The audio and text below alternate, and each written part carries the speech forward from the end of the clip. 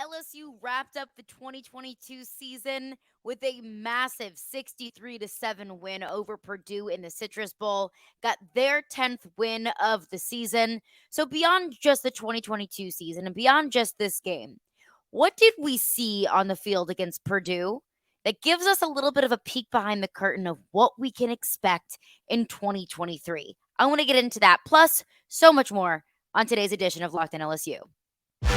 You are Locked On LSU, your daily podcast on the LSU Tigers. Part of the Locked On Podcast Network. Your team every day.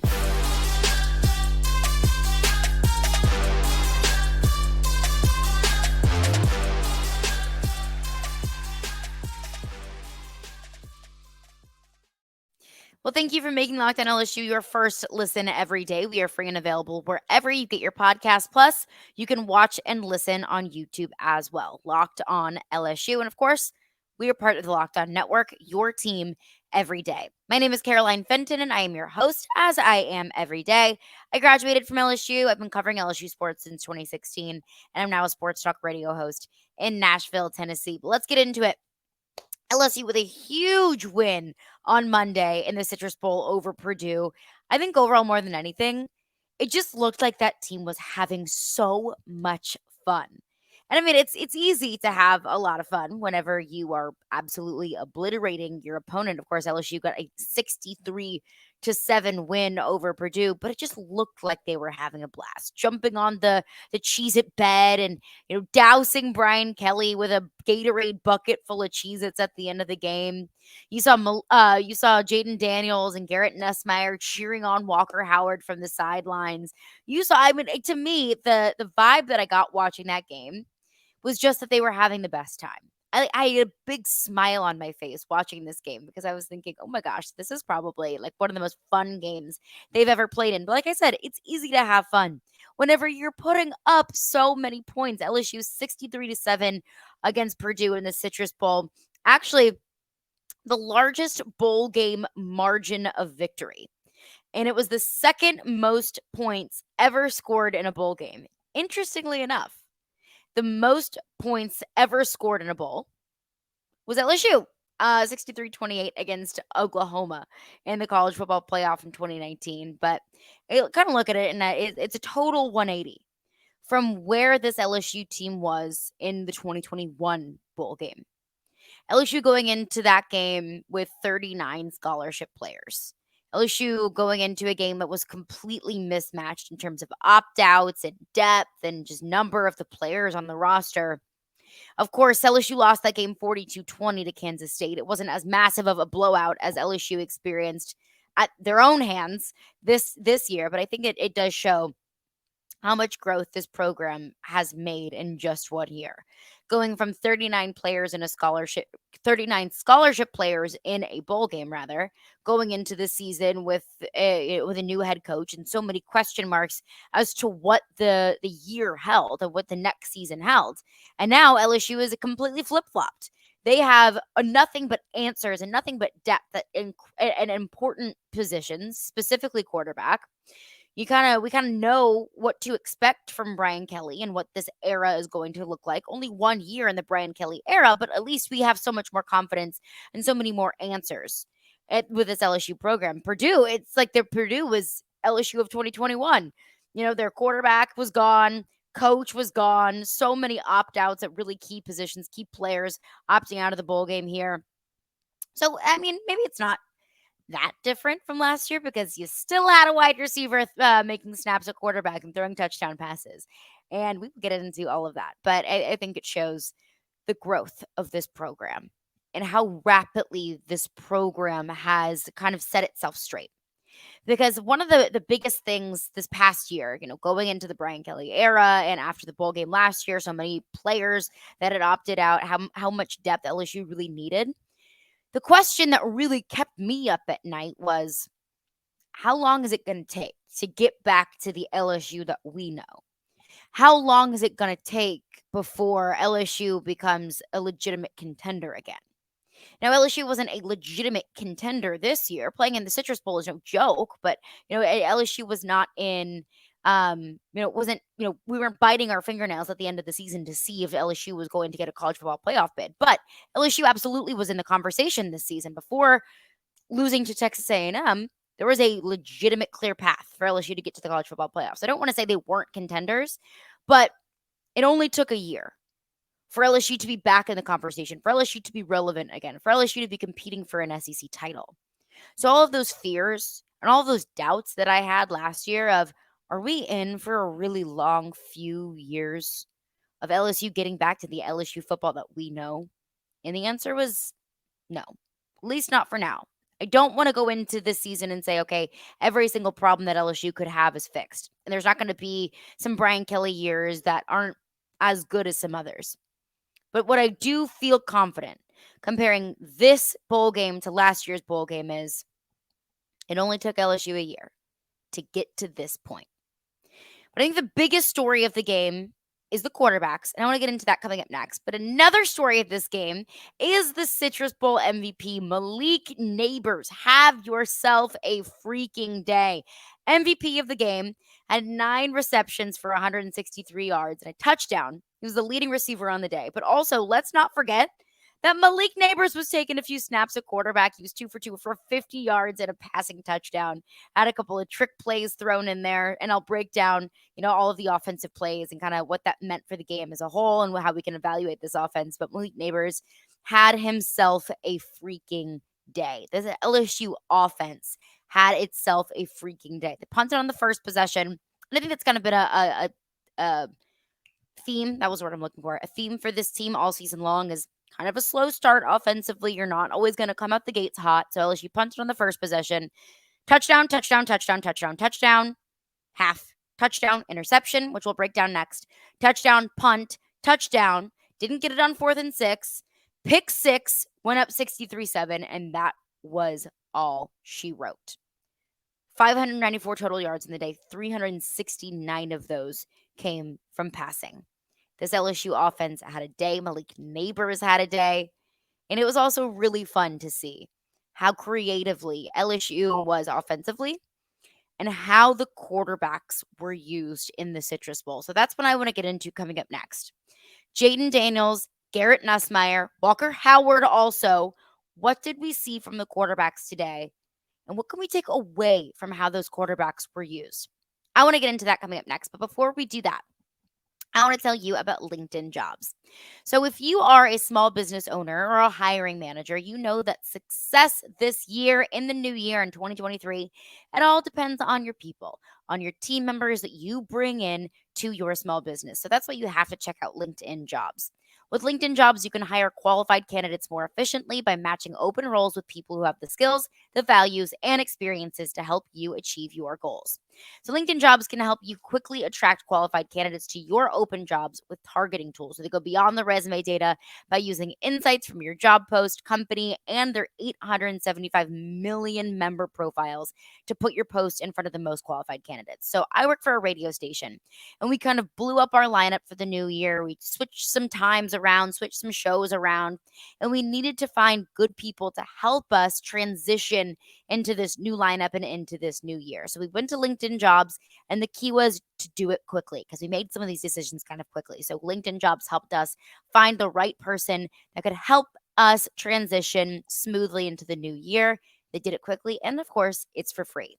LinkedIn Jobs makes it easy to screen and rate applicants based on your job qualifications, all on one platform. Start the new year off right. Find the right people to help out your business and do it with LinkedIn Jobs. It's why small businesses rate LinkedIn Jobs #1 in delivering quality hires versus leading competitors. LinkedIn Jobs helps you find the qualified candidates that you want to talk to faster. Post your job for free at linkedin.com/lockedoncollege. That's linkedin.com/lockedoncollege to post your job for free. Terms and conditions apply. Thank you for making Locked On LSU your first listen every day. Make sure to check out Locked On Sports today. The biggest stories around the sports world in 20 minutes or less, plus instant reactions, game recaps, and Locked On's take of the day. Locked On Sports today, available on YouTube and wherever you get your podcasts. So I think all of our questions going into the bowl game was, how is LSU going to approach the quarterback position? Jayden Daniels, of course, making the announcement that he was going to return to LSU in 2023, that his ankle had healed, that he would be good to go for the bowl game. So it was, okay, well, now what does Garrett Nussmeier do? Where is he going to decide to play in 2023? If it is at LSU, great. But what if Garrett Nussmeier decides to enter the transfer portal? So I thought it was going to be really interesting to see how Brian Kelly and Mike Denbrock approach the quarterback position in the bowl game against Purdue. Who was going to get snaps? How much playing time were all quarterbacks going to get? Was it going to be a close game and they had to get the quarterback that they felt gave them the best opportunity to win? And then, of course, obviously wasn't a very close game. So I really liked how they decided to utilize the quarterback position today. So used both Garrett Nussmeier and Jayden Daniels for interchangeably for a majority of the game today before Walker Howard came in toward the end of the game. And I liked it. I really liked that they gave both quarterbacks almost completely even playing time. Garrett Nussmeier took 15 attempts. Jayden Daniels had 17 passing attempts, almost completely equal. Garrett Nussmeier had 173 yards passing on the day. Jayden Daniels 139 yards passing on the day, and added 6 rushes for 67 yards. So I also take Garrett Nussmeier's stats with a little bit of a grain of salt, because there's 75 yards in there that wasn't necessarily Garrett Nussmeier's passing, and it was really just kind of an end around to Malik Nabers. But still, I think overall, I saw some really good throws that Garrett Nussmeier made that I think kind of confirmed what we know about Garrett Nussmeier, is that he's going to make those risky throws, that he has a big arm. And I think we saw a lot from Jayden Daniels, that he was making some throws where maybe 2, 3, 4 months ago, Jayden Daniels maybe would have elected to run with his legs. He instead used the passing game. I think that we saw growth from each quarterback. But LSU decided to start with Jayden Daniels today. Jayden Daniels got the start. Punt after 2 incomplete passes. Second drive, Daniels back in. Started with a 19-yard pass to Mason Taylor, a 12-yard pass to Malik Nabers, 14 yards to Malik Nabers, ultimately setting up a touchdown run by John Emery. LSU goes up 7-0. So LSU's up 7-0. Jayden Daniels gets the first touchdown of the day. Garrett Nussmeier comes in on the third drive after a Purdue punt. Got out of a 3rd and 8 with a 14-yard ball to Malik Nabers. And then another 3rd and 4 with a 17-yard pass to Mason Taylor. A 5-yard Purdue penalty that set up Noah Cain for a quick little 9-yard touchdown run. LSU up 14-0. Now, one of my takeaways here that I think is kind of this drive was kind of a microcosm for, was when it's a 3rd and 8 or a 3rd and 9, not necessarily like a 3rd and long, but a 3rd and manageable, but not super close. I feel more confident with Garrett Nussmeier under center, because I feel more comfortable with Garrett Nussmeier making those longer chunk throws of 9, 10, 11, 12-yard pickups than I do with Jayden Daniels. Sometimes I feel like when Jayden Daniels gets in a 3rd and 9 situation, I get a little bit more nervous, because that's not a down that Jayden Daniels can just extend with his legs. Not all the time, at least. You don't want to defer to the run on that down and distance. So that's one thing, is I thought Garrett Nussmeier was pretty effective on 3rd down. 4th drive. So Purdue goes 3rd and out there. LSU up 14-0. 4th drive, Jayden Daniels gets back in. He had a 32-yard touchdown pass to Mason Taylor. 21-0. Purdue punts on the next drive. 5th drive, Jayden Daniels stays in. So that was the pattern that I was seeing, was Jayden Daniels in, LSU punts, Jayden Daniels touchdown. Garrett Nussmeier in, touchdown, Jayden Daniels back out. So I thought that when Jayden Daniels scored that last touchdown, that it was going to be a Jayden Daniels, Garrett Nussmeier, Jayden Daniels, Garrett Nussmeier, that Brian Kelly and Mike Denbrock were going to give each quarterback the opportunity to score. But here on the 5th drive, Jayden Daniels stays in. Had a 37-yard run to get LSU to 1st and goal on the Purdue 9. Noah Cain ran it in. 28-0 LSU. Now, Jarrett Bernard-Converse caught an interception. Got the unsportsmanlike conduct call, which I thought was silly and totally unnecessary. But LSU gets the ball back at their own 13. Now, Garrett Nussmeier comes in after 2 consecutive Jayden Daniels touchdowns on back-to-back possessions.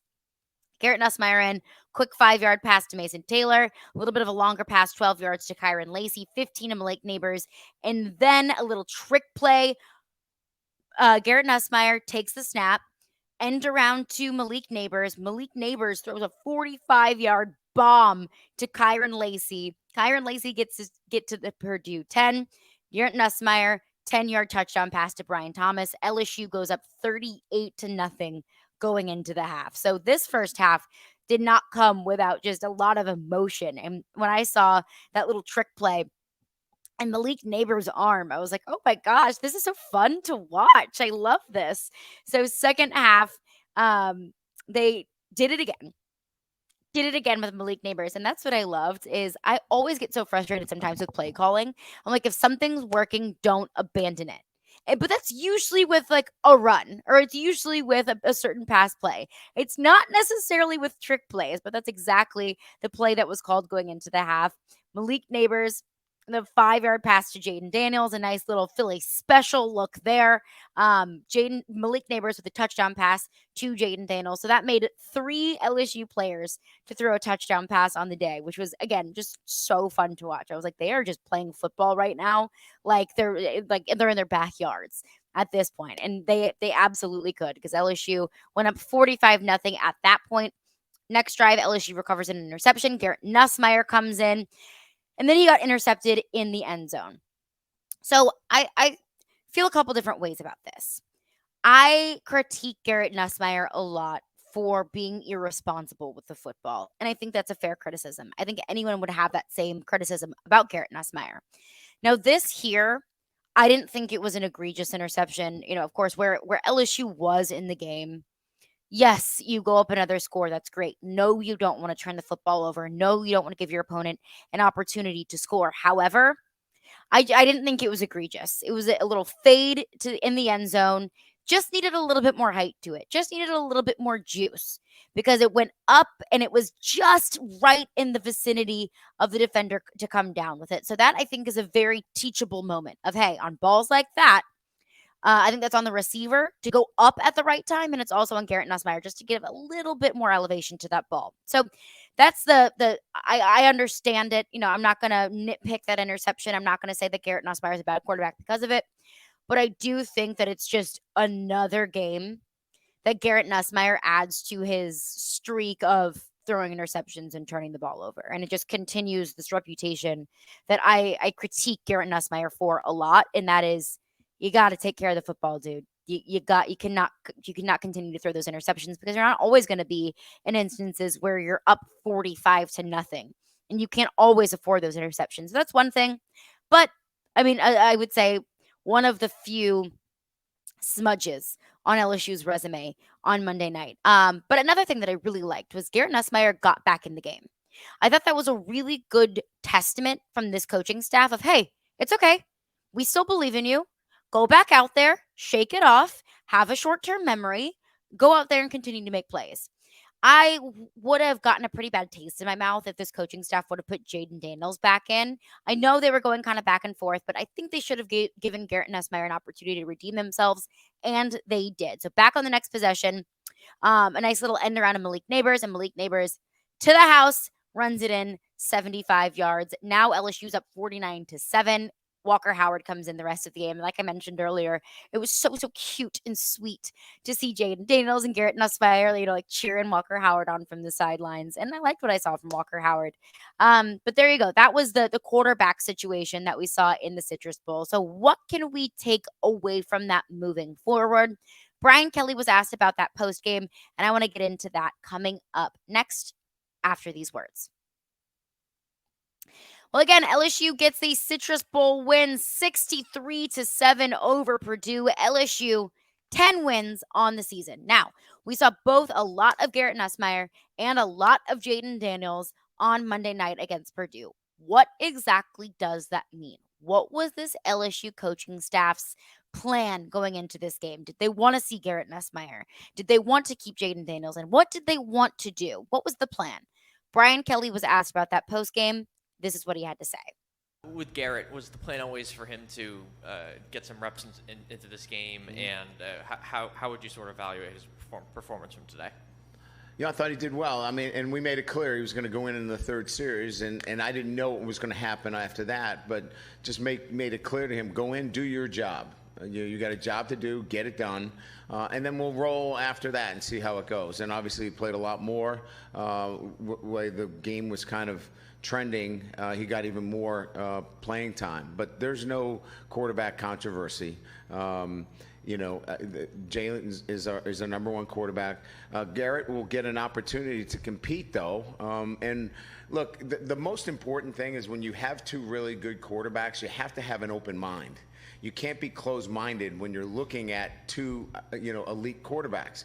So what we've committed to is an open mind and an open process where you can go in and, we're going to give you an opportunity to continue to grow. And then, that's going to allow both of our quarterbacks and Walker to continue to grow as quarterbacks at LSU. Okay, so the plan all along, Jayden Daniels was going to start, but they wanted to put Garrett Nussmeier in on that third drive, which makes sense. You punt on that first one, Jayden Daniels scores a touchdown on the next, Garrett Nussmeier comes in, and then Jayden Daniels comes back in, and then Garrett Nussmeier goes back in. And it was kind of back and forth. One thing that I think stands out to me there, Brian Kelly sticks his flag in the sand and says Jayden Daniels is our starting quarterback. He also actually calls him Jalen there. That is, in fact, not his name. I will attribute that to a slip of the tongue, Brian. Says Jayden Daniels our starting quarterback. There is no quarterback controversy. And then continues to break down how, in fact, there very much so is a quarterback competition. Now, I don't like using the term quarterback controversy. I think it is way too dramatic and of a term to give to something that's really not that serious. It's a quarterback competition. You got two really good players that could earn the opportunity to start. Says there's no quarterback controversy, but Garrett Nussmeier still has an opportunity to compete. Goes on to say there's not quarterback controversy, but you got to keep an open mind. And if you're hearing the thunder and lightning from outside, I apologize. You got to keep an open mind. Well, if Jayden Daniels is your starting quarterback, then you aren't going to keep an open mind. I'm not saying that this is going to be some super neck and neck and nobody knows who's going to be the starter kind of quarterback competition like LSU came into in 2023. But I think that Brian Kelly absolutely is keeping the door open for either quarterback to be the starter. And in my opinion, that very much so is a quarterback competition. Not a controversy. It's really not that serious. But if each quarterback can go into camp and can go into the spring believing that they have an opportunity to start, I think that absolutely is, not a two quarterback system, but a quarterback competition. And I think that's what's best for this football team. Because it is well documented that I truly believe that each quarterback has very strong strengths and kind of weak weaknesses. Garrett Nussmeier has the tendency to turn the ball over. Jayden Daniels does not. But Jayden Daniels doesn't take very many risks. And Garrett Nussmeier can make those risky throws. And not only can he make them, he elects to do it all the time. And I love to see it. I love to see that risky mentality. But when you take risks, those risks are 50-50 sometimes. So Brian Kelly comes out and says there's not a quarterback controversy. I don't think that there is a controversy to the point of, we have no idea who is going to be starting. We have a good idea of going in with, okay, Jayden Daniels is most likely going to be our starter. That doesn't close the door on an opportunity for Garrett Nussmeier. And I think that's smart because, one, you want to go into it with understanding that, hey, Jayden Daniels, your job isn't safe. And two, Nuss, you still have the opportunity. So stick around. We're keeping an open mind. So why go elsewhere and compete for a quarterback position elsewhere when you can do that here? You have the opportunity to do that here, where you are developed, where you know the coaches, where you know the receivers, where you know the system. So I think it's a message that equally appeases both quarterbacks. Jayden, you came back for the right reasons because you're our starting quarterback. Nuss, don't go anywhere because your job's not done here yet. Because your job as a backup isn't necessarily secure in a good way because you could earn your way to a starting job and a starting position. And I think that is well played.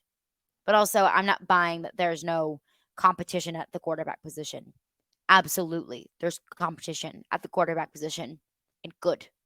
I love a good quarterback competition. I think that's best for everybody involved. I think it's good for team spirit, and I think it's good to keep both players motivated. LSU finishing the season with 10 wins, a 63-7 win over Purdue. I'm excited about it. I like what I saw, but I also would like to caution everybody.